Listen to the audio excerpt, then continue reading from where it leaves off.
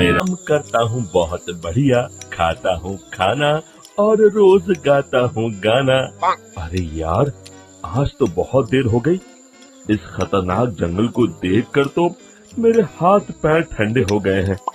अगर मैं वक्त पर गांव नहीं पहुंचा तो मालिक बहुत नाराज हो जाएंगे। तभी हरिया को एक आवाज सुनाई देती है। सुनिए हरु जी। अरे, ये आवाज किसने दी? तभी हरिया को सामने कुछ दूर एक औरत खड़ी दिखाई देती है। अरे भाई, ये औरत अकेली इतनी रात को इस जंगल में क्या कर रही है? चलकर पूछना पड़ेगा। फिर हरिया अपनी बैलगाड़ी उस औरत के सामने लाकर रोक देता है और उससे पूछता है। अरे सुनिए, आप इतनी रात को इस खतरनाक जंगल में अकेली क्या कर रही हैं? तभी वो औरत मीठी आवाज में कहती है। अरे हरु जी, आप आ गए। मैं कब से आपका इंतजार कर रही थी। वैसे तो यहाँ से काफी लोग गुजर चुके हैं, लेकिन मैं खास आपका इंतजार कर रही थी। अच्छा, तुम सच कह रही हो? मुझे तो यकीन नहीं हो रहा है। वो क्या है ना, आज तक किसी ने मुझसे इतने प्यार से बात नहीं की।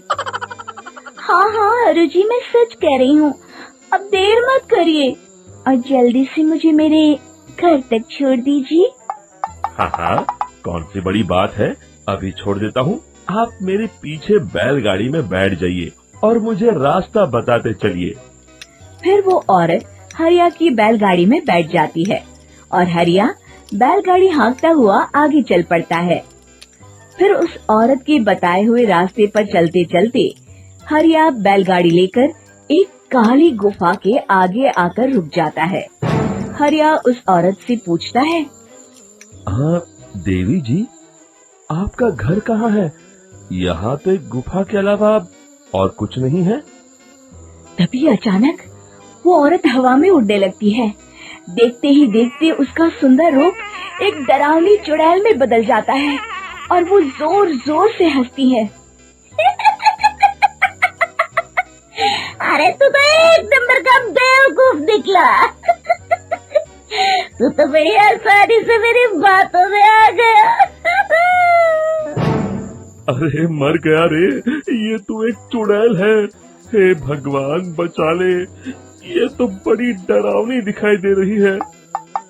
और फिर अगले ही पल हरिया की बैलगाड़ी में रखा सारा सामान हवा में उड़ता हुआ उस काली गुफा के अंदर चला जाता है और वो चुड़ैल भी उस गुफा के अंदर जाकर कहीं गायब हो जाती है। हरिया ये नजारा देख बुरी तरह घबरा और परेशान हो जाता है। अरे, ये चुड़ैल तो मेरा सारा सामान लेकर गुफा में गायब हो गई। अब क्या होगा? अगर मैं गांव खाली हाथ गया तो मालिक मेरी अच्छी खबर लेंगे। मेरी इस बात का कोई यकीन भी नहीं करेगा। फिर आखिर वही हुआ। हरिया के मालिक चंपक सेठ को हरिया की किसी भी बात पर रत्ती भर भी यकीन नहीं हुआ। चंपक सेठ को लगा हरिया झूठ बोल रहा है और उसने ही लालच में आकर सारा सामान हड़प कर लिया है। फिर हरिया को बेईमान समझकर चंपक सेठ उसे काम से निकाल देता है।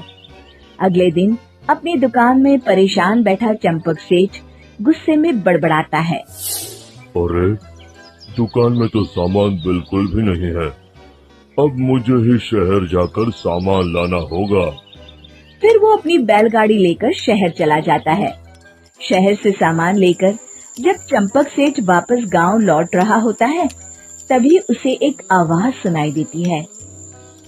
चंपक जी, ओ चंपक जी।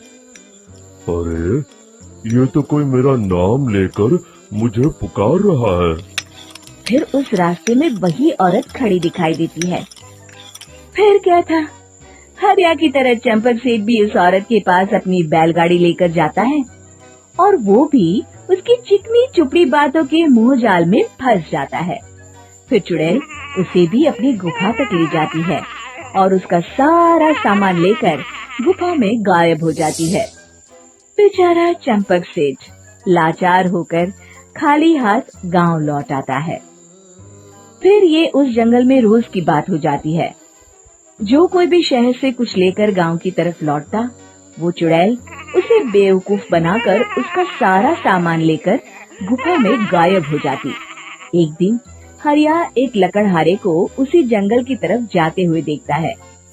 फिर हरिया उसे रोकते हुए कहता है, अरे भाई, क्यों अपनी मौत को दावत दे रहे हो?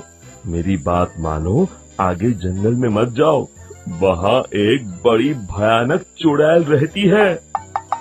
लकड़हारा हरिया की बातों को नजरअंदाज करते हुए कहता है, अरे भाई, मुझे पहले ही बहुत देर हो चुकी है, मुझे जाने दो भाई। शाम तक लकड़ियाँ काट कर शहर के बाजार में बेचना है। तुम अपनी ये कहानी किसी फुर्सत में बैठे इंसान को सुनाओ, मैं तो चला। इतना कहकर लकड़हारा वहाँ से आगे जंगल की तरफ चला जाता है। फिर अगले दिन गांव के मुखिया के घर के बाहर बहुत सारे लोग जमा हो जाते हैं। तभी हाथ में कुल्हाड़ी लिए खड़ा लकड़हारा कहता है, अरे मुखिया जी, अब आप ही हमें बचाइए उस जंगल वाली चुड़ैल से। हमारा सारा काम तो शहर से ही होता है।